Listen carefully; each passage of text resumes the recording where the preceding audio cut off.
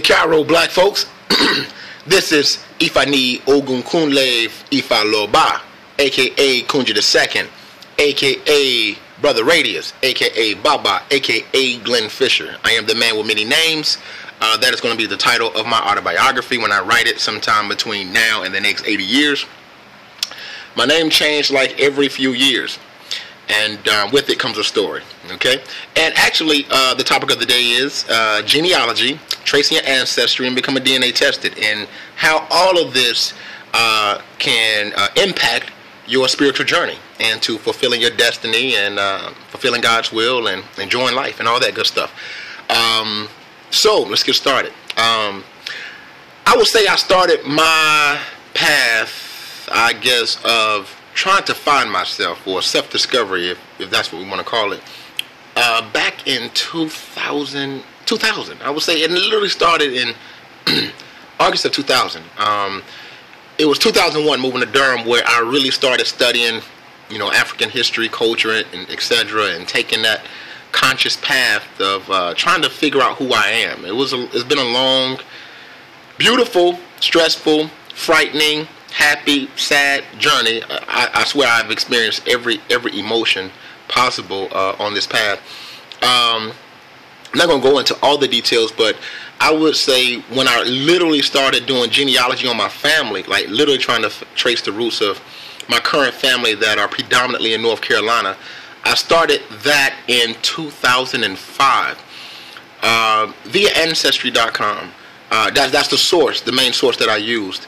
I bought like the most basic package that give you access to the Social Security Death Index, state vital records, marriage certificate, birth certificate, and things like that. Access to state stuff. So I started using them and started with, actually, let me back up. I actually started with my living relatives. I started with the oldest people, my mom and my great aunts and great uncles and so forth, and just talking to them about, asking them what they could remember of the most recently deceased of our ancestors, and as much as they could remember of the ancestors prior. So I was taking notes and trying to piece puzzles together, because everybody had different stories about different ancestors. And just to warn you, if you start doing that, like talking to people in your family, just be emotionally prepared for that. I mean, because you're going to hear stories, stories that you probably don't want to know about people that are still alive. In this process, I've discovered internal rape in the family, all types of stuff that are secretive. Sometimes the people I talk to, they will lose themselves and almost forget that they're talking to me, and then they'll go into their memory about experiences that happened 40, 50 years ago, and it can't. One thing I will say, just to keep on the bright side, me doing genealogy on my family was healing for my family, and that is not a cliche. That is not a metaphor. That's for real. Because most of my family was divided in the same city, predominantly in Fayetteville, literally divided.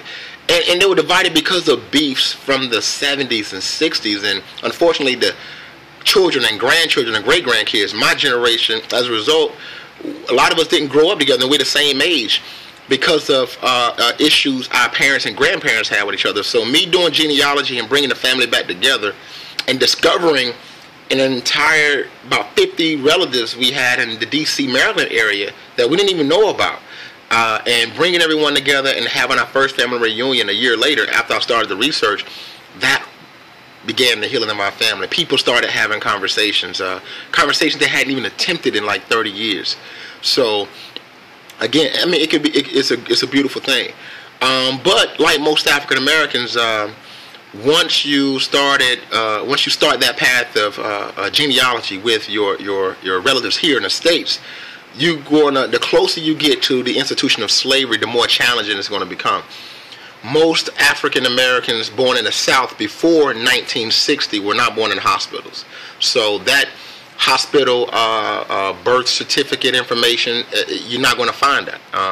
Most people didn't go get paperwork from their children immediately after birth. You know, black people back then, as most of us know, just didn't want to deal with the system like that. So you may have someone born like in 1941, and the record of their birth might not happen until 1950 when they complete the census information. So you'll find a lot of people not really knowing when they were born, and that was kind of challenging too, to find out that you got relatives who are celebrating their birth on the wrong month all their life, and that happens. But nevertheless, I traced my family all the way back to 1882, Robertson County, North Carolina. If you're familiar with Lumberton, right off of 95. So I came to a roadblock there because, like I said, the closer you get to slavery, the more difficult it's going to become. And trying to discover the parents of that relative that I discovered, born in 1882, is where I'm at right now. So I'm at a point where the internet cannot help me because there's no more vital records to connect my family. I'm at a point where I have to actually drive to Fairmont, North Carolina, in Lumberton, where the courthouse is, and talk to local historians, talk to old people who's been living there for 80, 90 years, and go to the courthouse and try to piece puzzles together and see what I can come up with, and identify the land that my family lived on, because my family was sharecroppers back then, and that I do know much, and just discover, to pinpoint the actual land that they worked on, and to find out what white family actually owned that land, because a lot of whites do a better job, I should say. Not gonna say a better job, but because of resources, a lot of their records are still on file, like land ownership and all of that stuff. So, so that roadblock kind of frustrated me. It frustrated me that this institution is now again preventing me from knowing who I am. It stopped the whole flow of this self-discovery, of knowing myself and my people. And at that time, I had heard about DNA testing. I think I read an article that in New York, they demolished a building on Wall Street, and then they discovered that the building was built on top of African graves. And they didn't know the origin of these Africans that were buried there, so they used DNA testing to find out. And as a result of that, it inspired a few companies to start, using DNA testing as a means of helping African Americans connect to their roots. So African Ancestry Incorporated, AfricanAncestry.com, I heard about them, and they were tracing people's roots. And I had always said, I want to do that. But, of course, I kept putting it off, and it just wasn't the forefront of my consciousness. I was going through a lot at the time. But speed up, I started practicing Ifa. I started becoming an Abarisha, really getting involved in the tradition in '06. And started that part of my journey, that phase of my journey, really trying to heal myself spiritually. So I put the genealogy thing on pause and really focused on self-healing. And a part of that self-healing, actually, it was simultaneous, because in '06, I went through a rites of passage facilitated by Iyalode Yeyefini Efumbalade, who's the president of IASC, the International Institute of African Studies and Knowledge, based out of Florida, Fort Lauderdale, Florida. And it was an amazing experience. It was a rites of passage that was needed, and for me at that time, because it was it created a platform for me to really focus on correcting character deficiencies and just really deal with things that I've kept suppressed for a long time. And I know you're like, what does this got to do with African ancestry and genealogy? But it really did, because a part of that process is connecting with our ancestors. I can't go into the details of everything I went through doing that rites of passage, but I connected with my ancestors spiritually. And to be honest with you, I think that was necessary first, before I eventually, which I'll talk about later, actually reaching Africa. Because when I reached Africa later, as I mentioned, it all brought things a full circle. But during that rites of passage, I connected with my ancestors spiritually, like literally walked, danced with them. And that was an amazing experience. And it put me on a path of healing to really really deal with some of those things that I had been avoiding, those things that were roadblocks in me fulfilling my destiny, and doing the things I needed to do as a man, as a father, someone's potential husband one day, and so forth. So that was definitely helpful.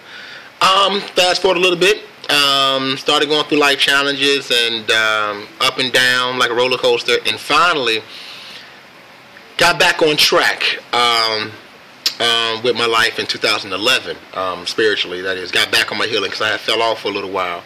And getting back on track was I didn't have a choice, you know. My ancestors were like, dude, you better get on your shit. So you know, the water was rising and Noah's Ark was sailing, so I had to jump on a boat, you know, if I wanted to get saved. So I jumped on a boat, and I got back on track.